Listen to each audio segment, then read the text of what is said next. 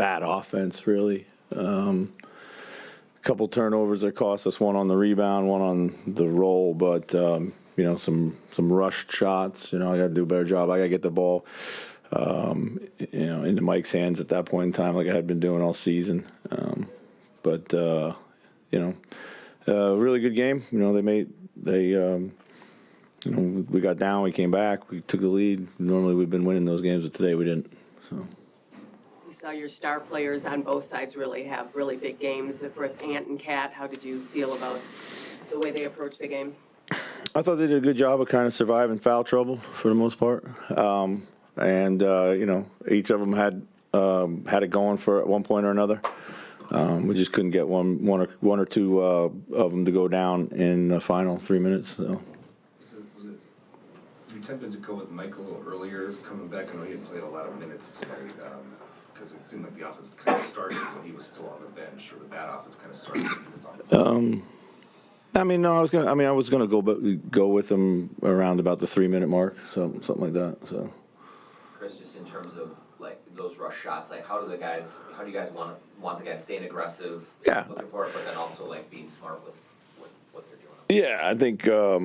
I thought they were some good looks, maybe just a little rushed. So just take your time and step up and make it. But You're talking before the game about Ant kind of approaching some of those defensive matchups against star players. Once you call the timeout, like 6 minutes left, he switched on to Luka. Yeah. And Jaden went on to Kyrie. How does that process, I guess, just kind of? Well, we just felt, Ant was doing a good job of just kind of blowing up a lot of the screens all by himself at that point in time.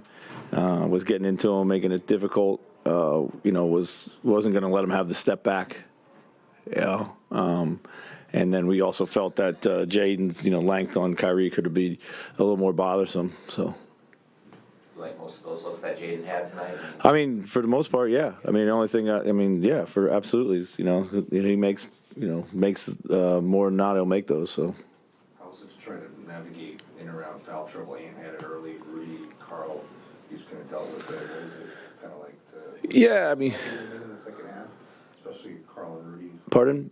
I never really felt that I was going to try to leave them in when they picked up the 4. I just was trying to survive the third. We did a good job with that unit. Really did. They pounded the glass. They hung in there.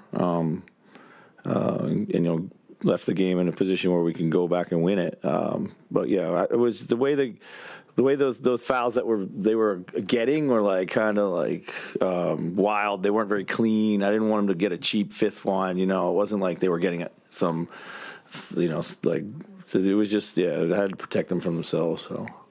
Ant's been talking the past 6-7 games about wanting to be more aggressive offensively. It seemed like he was really getting the bucket with ease in this one. Did that feel like the right type of balance of aggression from Ant in this one?